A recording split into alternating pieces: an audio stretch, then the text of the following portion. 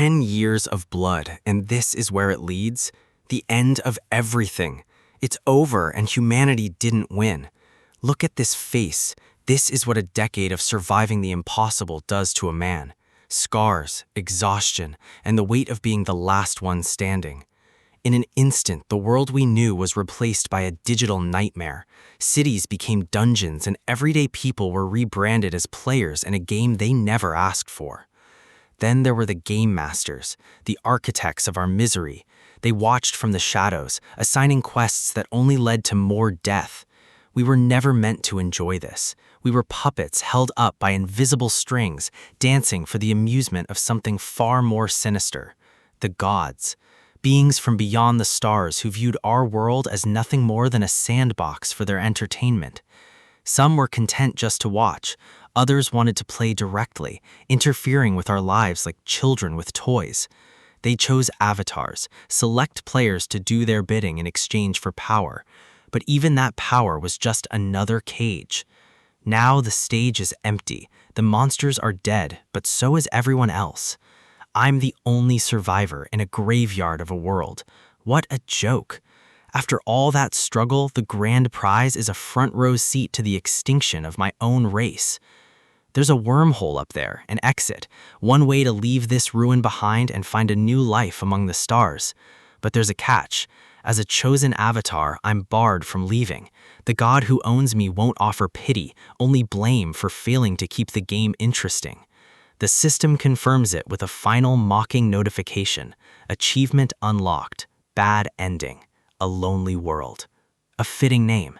There's no point in fighting anymore. There's no one left to save and nowhere left to go. If this is how it ends, I'm going out on my own terms. I won't wait for the server to shut me down like a glitch in the code. The system is already preparing to delete everything. My utility to the gods has reached 0. The cold steel of my blade is the only thing I have left, a final companion for the final act. One last breath, one last moment of silence before the void takes me. I plunge the sword. It's done. The game is finally... Wait, a flash of light? A system window I've never seen before. This shouldn't be possible after the bad ending. The store? This is a function from console games, not this death trap. Why is it appearing now, at the moment of my death? My hands are shaking, but I swipe. If there's even a fraction of a chance to change this, I have to take it. The interface is active. It says DLC products can be bought with the points I've earned over 10 years of slaughter. There it is. The second playthrough package. A completely new start. Do the gods even know this exists? If they did, they never would have left me this loophole. It's an ace in the hole. A hidden feature that only triggers after the game is completed. It's the ultimate reward for the ultimate survivor. Is this a hallucination? A final dream as my brain shuts down? No, the system is real. The points are real. A bitter, blood-stained smile creeps onto my face. For the first time in a decade, the advantage is mine. I'm not just going to survive. I'm going to turn the tables on every god and master that treated our lives like a sport. 1 million points. A steep price, but I've got 1.7 million in the bank. I've been hoarding for a miracle, and here it is. Purchase confirmed. Special bonuses are being applied. The world begins to dissolve around me into a sea of light. If I can really start again, if I can go back to the beginning with everything I know now, everything changes.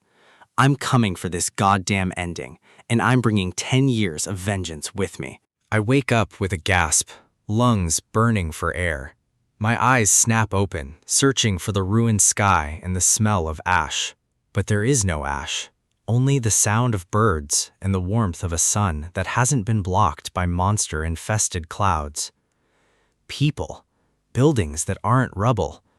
The mundane chatter of a world that has no idea it's about to end. It actually worked. I'm back. I'm really back at the beginning. I tap the air, instinctively trying to call up my stats. Nothing. The system hasn't integrated with the world yet. I'm just a normal human for now. I slump back onto the bench. The peace is overwhelming. It's been so long since I felt a moment of true quiet.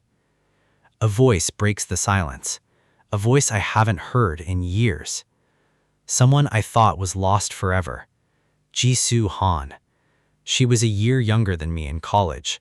She was one of the few who actually looked out for me before the world went to hell. She's looking at me like I'm crazy. To her, I'm just a guy skipping class. She has no idea I've seen her die a dozen different ways. She's worried about my grades, about the upcoming semester. She's living in a reality that's about to be deleted. I tell her not to worry. This term isn't going to start. There won't be any classes, any exams, or any normal lives by tonight. August 17th. I check the date and my blood runs cold. This is the day, the 0 hour. It wasn't a dream. It wasn't a lie. The countdown to the apocalypse has already begun, and I'm the only person on the planet with a head start. The peace is over. I can feel it in the air. The tension before the first strike. Then, the ground shatters. The first monster breaches the surface, and the game officially begins. But this time, I know exactly how to win. To Jisoo, I'm just a guy who ruined his future by playing too many video games. She sees a student with bad grades and zero motivation. She has no idea that the game I was playing was a 10-year struggle for survival, and I just came back from the very end of it. The weight of those years is heavy. It's hard to sit here and act like the world isn't about to crumble. She's talking about next week's classes. In her reality, life goes on as usual. In mine, the countdown to the apocalypse has already hit 0. I look at her and I'm just grateful. Grateful that for now, she's still here, safe and unaware. But the peace is interrupted. I see a familiar face approaching. Jisoo notices him too. She's already uncomfortable, wanting to move somewhere else to avoid the confrontation. I don't even turn my head. I know exactly who it is without looking. Jong-hyun Lee, a local creep who spent his days harassing Jisoo and looking down on me. He's laughing, completely absorbed in his own little world, unaware of how insignificant he really is. I try to remember what happened to him in the first playthrough, but it's a blank. If I can't remember him, it means he didn't matter. He probably died in the first few minutes of the chaos. Jisoo is confused. Yesterday, I would have been fuming just seeing him, but now, he's nothing. When you've seen the world end, the petty bullies of your youth don't even register as a threat. She's still annoyed, her brow furrowed as she watches him linger nearby. She glances over her shoulder, expecting the usual trouble, but then her eyes catch something else. Her expression shifts from annoyance to curiosity. Something is happening in the distance. I feel a chill. I've lived this moment before. This is the exact point where everything changed 10 years ago. Jisoo points it out, thinking she's seeing a movie set or a prank. She's still thinking in terms of a normal world. The sound starts. A low, rhythmic thudding that vibrates through the pavement. Then, the ground breaks. Green clawed hands tear through the concrete of the university courtyard. They emerge from the shadows, grotesque and smelling of rot. The first monsters of the apocalypse, goblins. Low-level trash in the grand scheme of things, but to an unprepared civilian, they are nightmares incarnate. The students around us are still confused. They're laughing, wondering how the actors fit into those costumes. They think it's a film. They think there are cameras hidden nearby, waiting for the director to yell cut. From above, the scene looks like a bizarre performance, but I can see the malice in the way those creatures move. They're encircling the crowd, tightening the noose while the humans remain oblivious to the danger. Jisoo wants to go closer. She's drawn in by the spectacle, her curiosity overriding her instincts. I stop her immediately. I won't let her take another step toward that slaughterhouse. My eyes are locked on the lead goblin. I know its patterns. I know exactly what it's about to do. The crowd begins to murmur. The air is thick with the scent of blood, and the first wave of realization is starting to hit. A scream rips through the air. The performance just turned into a massacre. Someone yells that a student has been stabbed. The shock is paralyzing for everyone but me. The goblins aren't just killing, they're laughing. They enjoy the terror as much as the flesh. A blade flashes and another student falls. This isn't a movie, it's an execution. Their cackles echo across the courtyard, a sound that will haunt the survivors for the rest of their short lives. They move with a predatory grace, picking targets and closing in. They thrive on the chaos. Jisoo is frozen. Her mind is trying to process a reality that shouldn't exist.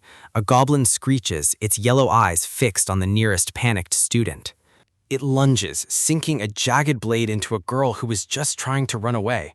Turning your back on a goblin is a death sentence. They prey on the weak and the fleeing.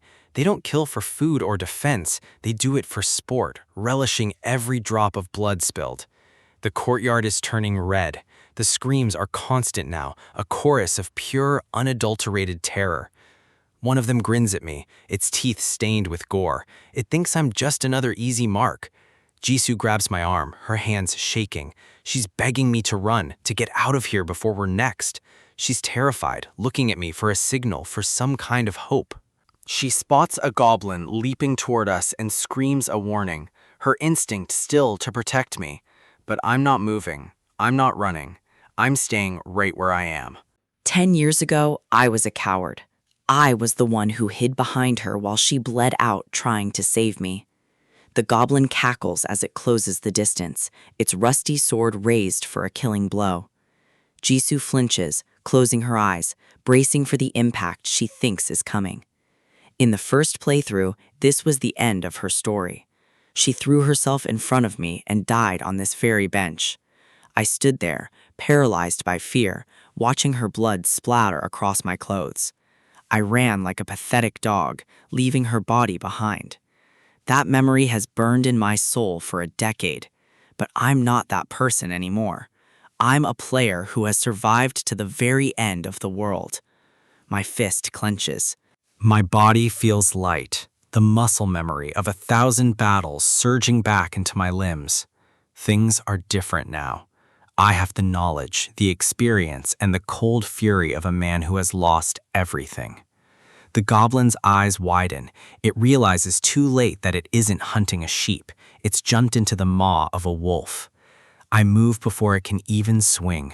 My speed is beyond anything a normal human should be capable of. I won't let history repeat itself. Not today. Not ever again. I strike with surgical precision, intercepting its attack and turning its own momentum against it. The blade sinks deep. I can feel the life fading from the creature as I drive the point home.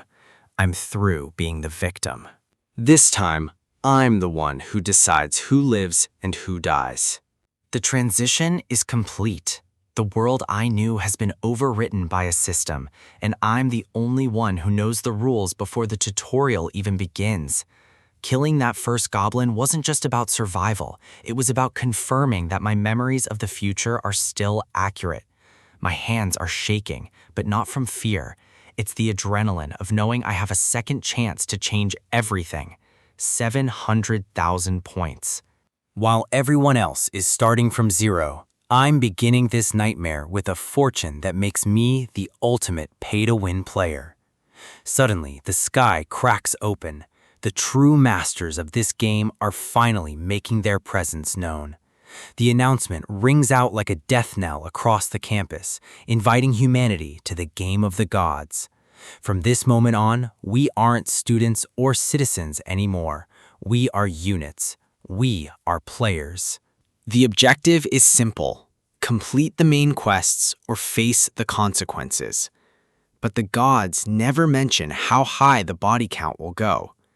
Failure isn't just a loss of points, it's an immediate death sentence carried out by the monsters they've unleashed. The crowd is paralyzed. They're still trying to process the word game while the reality of the slaughter sinks in.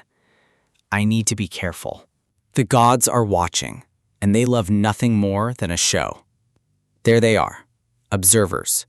These floating eyes are the GM's tools for monitoring the players.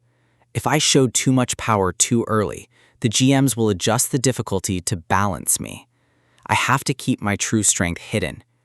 The eye lingers. searching for anything out of the ordinary. I need to look like just another panicked survivor. Another scavenger lunges.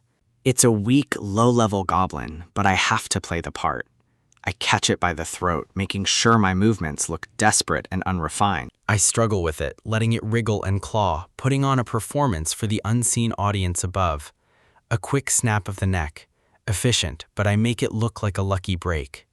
Jisoo is watching me. She's sharp, and the notifications in her head are confirming what she doesn't want to believe.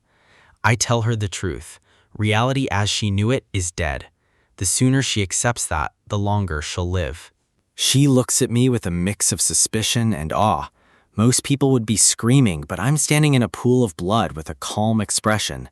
She tries to compose herself, but the weight of the situation is starting to crush her spirit. She wants answers. She wants to know how I killed that thing so easily, but there isn't time for a history lesson. The system doesn't wait for us to be ready. The first main quest has officially been issued. Escape the college campus. Difficulty level E. To me, this is a walk in the park. To everyone else, it's a gauntlet. I tell her to move. The monsters aren't going to wait for her to finish her breakdown. The sound of bone-chilling shrieks fills the air as the secondary wave of goblins enters the courtyard. They're hunting in packs now, targeting the students who are too slow to react. I grab Jisoo's hand. I can't let her get separated in this chaos. She's too valuable to lose this early. I lead the way, weaving through the panicked crowd as the campus turns into a slaughterhouse. Goblins drop from the rooftops, cackling as they find easy prey among the fleeing students. The screams are constant, but I've tuned them out. My focus is entirely on the path ahead. I catch glimpses of the carnage. It's exactly like I remember, only this time I'm not the one running for my life. Total anarchy. People are being tripped and trampled by their own classmates just to buy a few more seconds. Jisoo looks back, her eyes wide with horror at the sight of the people we used to share a classroom with. A girl is cornered. She doesn't even have time to scream before the spear finds its mark. The goblins are enjoying this. To them, this isn't a war. It's a harvest. Jisoo flinches, the reality of the violence finally breaking through her shock. I pull her harder, forcing her to keep pace. Empathy is a luxury we can't afford right now. We reach the edge of the building, the sun setting on a world that will never be the same. She's gasping for air, asking about the others. She still thinks there's a way to save everyone. I keep moving. Survival in this game is a solo quest, even when you're in a group. I explain the tactical reality. Goblins are only as strong as an adult man. If people group up, they can survive for a while. But the goblins are just the scouts. The real threat is still lurking in the shadows, the hobgoblin. Once he arrives, the casualty rate will jump from 50% to 90%. I remember a specific spot from my first playthrough. A glitch in the system's geometry, the safe zone. A place where the monster's AI simply refuses to enter. In my past life, I found this place by pure luck, trembling and covered in blood. The goblins chase us right to the line, their weapons raised for the kill. But as they lunge, an invisible barrier sparks into life, throwing them back with a violent crack. The monster looks confused, its primitive brain unable to comprehend why it can't reach its prey. It strikes the barrier again and again, but the system's rules are absolute. Within this zone, we are untouchable. The pack lets out a frustrated screech, realizing their meal is now behind a wall they can't break. They eventually turn back, looking for easier targets that didn't find the sanctuary. Jisoo collapses to the ground, the adrenaline finally leaving her body as she realizes she's safe for the moment. I tell her to rest. We need to prepare. This is the only breathing room we're going to get. She nods silently, staring at the floor. She's starting to realize that I'm the only reason she's still breathing. The sun is going down. The first night of the apocalypse is always the deadliest for those caught in the open. Elsewhere on campus, the desperate sprint for survival continues. Most won't make it to morning. I see them in the distance, students running blindly into traps, their cries echoing through the empty halls. But then, something changes. A blur of movement cuts through the darkness. A goblin is silenced mid-shriek, a blade protruding from its skull before it even knows it's being hunted. Glimmering gear, enchanted items. Someone else is already playing the game at a high level. Potions and artifacts.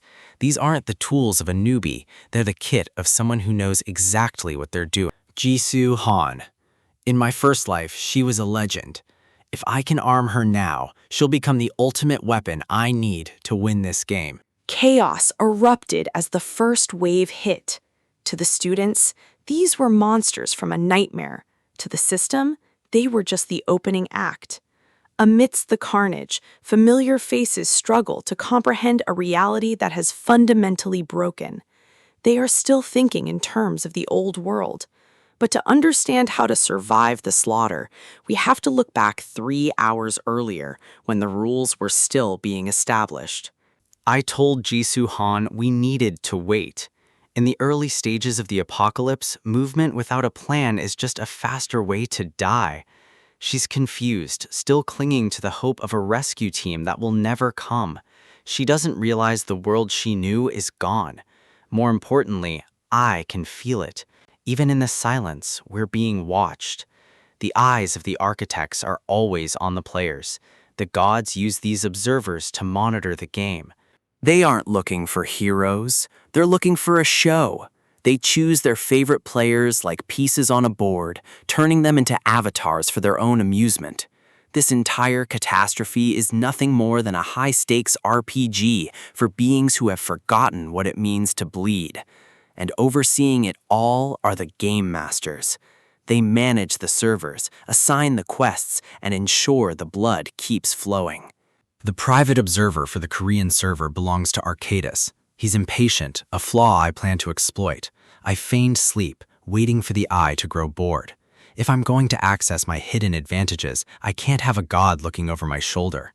The observer trembles, its patience wearing thin. It wants action, and we're giving it nothing but stillness. Finally, it vanishes. Arcadis has moved on to find a more exciting player to watch, leaving me with a window of opportunity. He's predictable.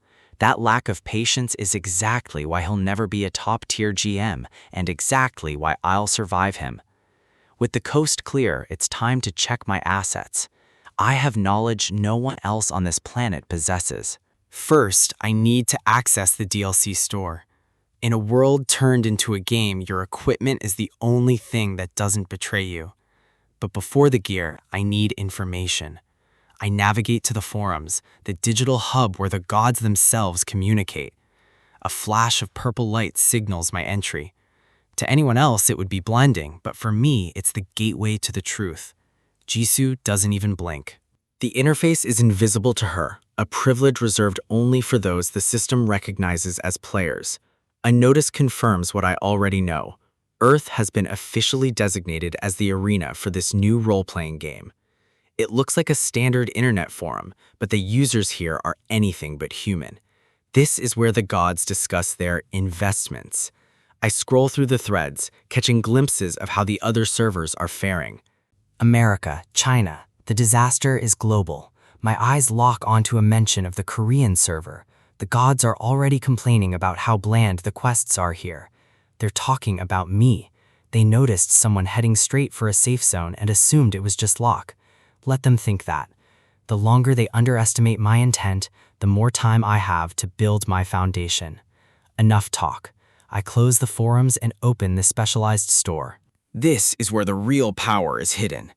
The quality of the items available is staggering. These are relics and weapons that shouldn't appear for years.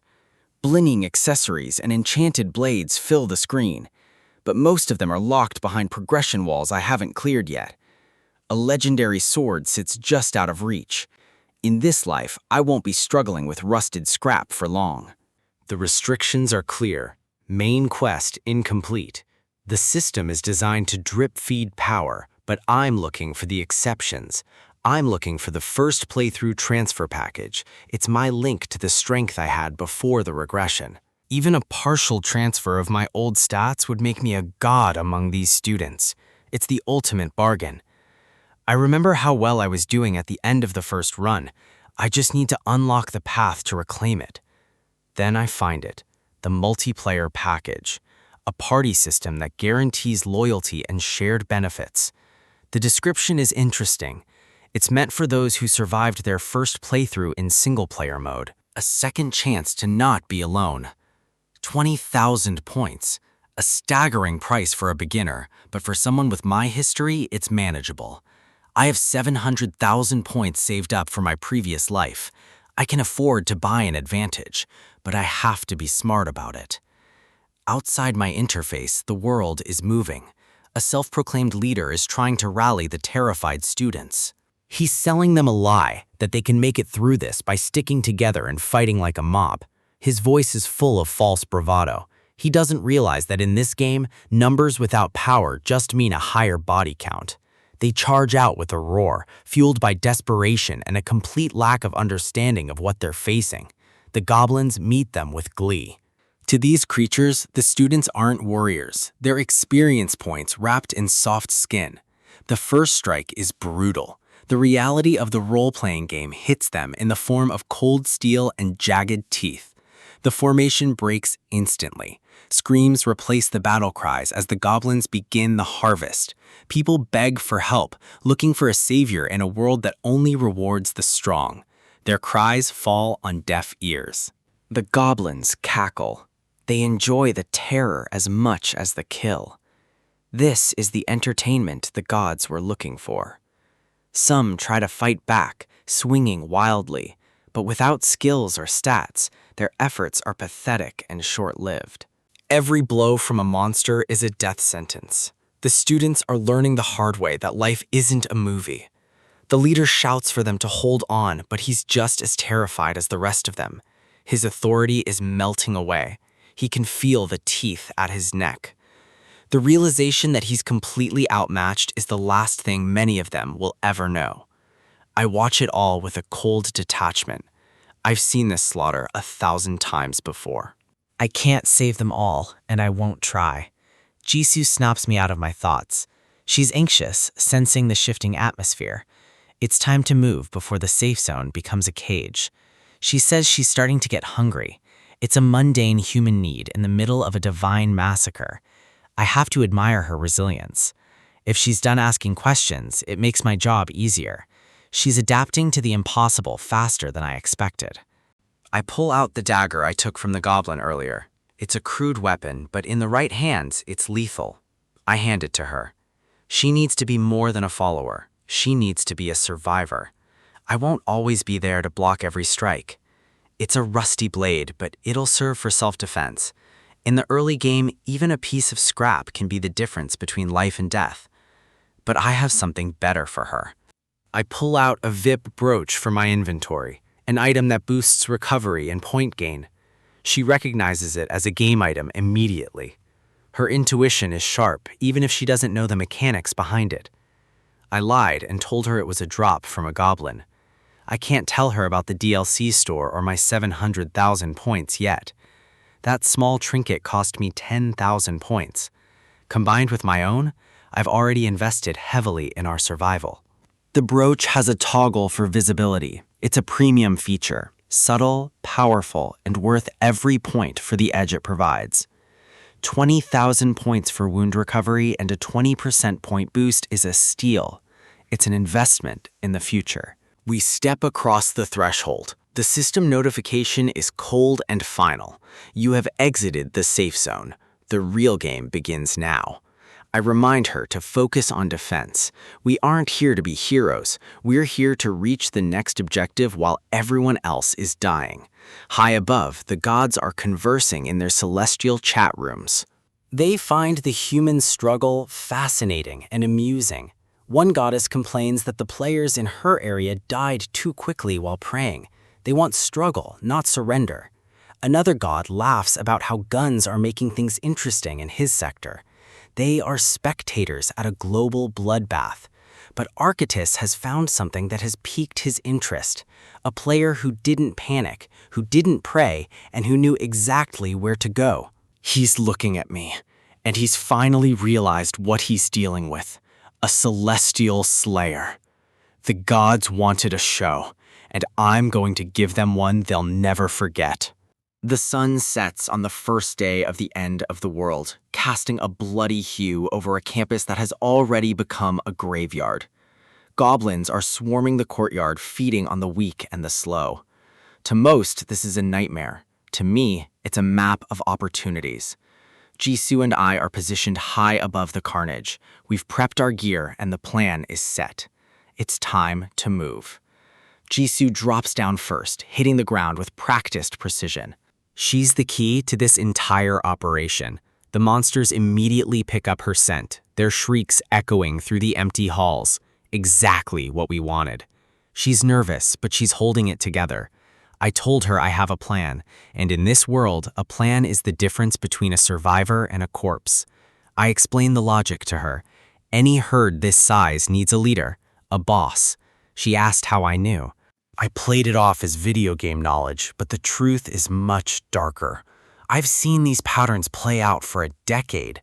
If we don't take out the boss, the gate won't open, and we'll be trapped in this tutorial zone until the next wave wipes us out. She's starting to realize the weight of the task. I need her to be the ultimate distraction while I go for the kill. Jisoo sprints into the open, drawing the attention of every green-skinned freak in the vicinity. She consumes the perfume of temptation. It's a low-tier item with a high-risk payoff. It makes her irresistible to weak monsters. The goblins go feral, their primitive minds overridden by the magical scent. They abandon their current prey to chase the girl. She has a stealth potion ready for the escape, but the timing has to be perfect. 1 second too early and the lure fails. 1 second too late and she's shredded. The horde is on her heels, a wave of filth and rusted blades. She's leading them exactly where I need them. She reaches for the second vial, her breath hitching. This is the moment of truth. Suddenly, a survivor enters the frame. Yonghyun Lee. I remember him, a coward who usually gets others killed to save his own skin. He's running blindly, screaming for help, and he's heading right into Jisoo's path. He recognizes her, thinking he's found a savior. He doesn't realize he's just another variable in a very tight equation. Jisoo clenches the potion. Saving him wasn't part of the plan, and in the apocalypse, deviations usually mean death. I know what she's thinking. She wonders if killing the leader is truly necessary. She still thinks like a person from the old world, but I know the system. Greater risks equal greater rewards, and more survivors mean a better multiplier. Jisoo makes her choice. She pivots with a speed that surprises even her, moving to intercept the goblin closing in on the student. A clean strike. Green blood sprays the pavement as she saves the guy who would have abandoned her in a heartbeat. She looks at her hands, stunned by how light her body feels. The system is already rewriting her limits. She turns away from Jonghyun's pathetic gratitude. She doesn't have time for thanks. He's left trembling in her wake. But something is wrong. The air is changing. Jisoo's heart begins to pound against her ribs. It's not just adrenaline, it's something deeper. The blood is coursing through her veins with a heat she can't explain. Her vision is sharpening, turning a predatory shade of red. She looks at the stealth potion in her hand. She shouldn't delay any further, but the vial slips. It shatters against the ground, the precious liquid soaking into the dirt. The goblins close in, sensing her vulnerability. She's lost her escape route. Her eyes flare. If she can't hide, she'll have to fight, and deep down, a part of her is starting to enjoy that prospect. While Jisoo deals with her transformation, I've found my target, the hidden boss, a hobgoblin. This thing is massive, a wall of muscle and malice. It hasn't seen a real challenge in years. I salute it. It's been 10 years since I last stood before this monster. Last time, I was the one running. The hobgoblin stares back, confused by the lack of fear in its prey. It doesn't realize I'm the one hunting it. It swings a massive blade, a strike meant to end the fight before it begins. I don't even blink. I guess it's my turn to join the dance. Time to show this system what a regressor can do. My heart beats in sync with the combat rhythm. Everything slows down. I open the menu mid-dodge. Point distribution, 20 points into agility. The world blurs. The hobgoblin's eyes can't track me anymore. I'm a ghost in its peripheral vision. I smirk. The beast is getting frustrated. It's used to crushing things, not chasing shadows. I leap, using its own momentum against it. I land right on its shoulders. The creature growls, trying to shake me off, but I'm locked in. This is the beginning of the end for it. I drive my dagger into its neck. It's not a killing blow, but it's a message. The hobgoblin roars in agony, green ichor spraying everywhere. It's finally realizing it's in a real fight. It swings wildly, desperate to get me away. I backflip off its back, landing gracefully as the ground trembles. I remember this sword. It's killed a lot of people in the original timeline. This time, it's going to be the weapon of its own master's destruction. One more adjustment. 10 points into strength. I need the power to finish this. I feel the surge of power. My muscles tighten, ready to deliver a blow that shouldn't be possible for a level 1 player. I launch myself forward, a human projectile aimed directly at the beast's vitals. I grab the hilt of the greatsword while it's still in the hobgoblin's hands. It's time to turn the tide. I run up the length of the blade, closing the distance before it can recover. Say goodbye. I grip the hilt with both hands, channeling every bit of my newly boosted strength into a single, decisive motion. I dive past its head, the heavy blade following the arc of my fall, a massive horizontal slice. The hobgoblin's head is nearly severed as the shockwave of the impact shatters the nearby windows. The beast collapses. It's over. I take a moment to breathe as the system notifications start to flood in. The reward is exactly what I expected. The hobgoblin's girdle, an item that bypasses the standard stat limits. 10 extra points of strength that don't count toward my level cap. In the early game, this is basically a cheat code. I check my status. Rank F, but my stats are already rivaling mid-tier hunters. I'm ahead of schedule, but I can't linger. The gods, the observers of this twisted game, will notice a hidden boss dying this early. I need to find Jisoo and get out of here before the administrators send someone to investigate the anomaly. Something is off. The goblins should have been back by now. Did Jisoo fail to make it to the extraction point? I hear the sound of footsteps, but they aren't the frantic scurrying of goblins. They're heavy, rhythmic. The remaining goblins are fleeing. They're terrified. Something behind them is scaring them more than I am. My blood runs cold. I shouldn't have left her alone. I underestimated the speed of her awakening. I sprint toward her last known location, my mind racing through the worst-case scenarios. The smell of blood is overwhelming. It's thick, metallic, and it's everywhere. I round the corner and stop dead in my tracks. I wanted her to become a hunter, but I might have created something else entirely. Jisoo stands in the center of a literal mountain of goblin corpses. She looks at me, her eyes glowing red, a terrifying smile on her face. "Oh, Seihan, you're here?"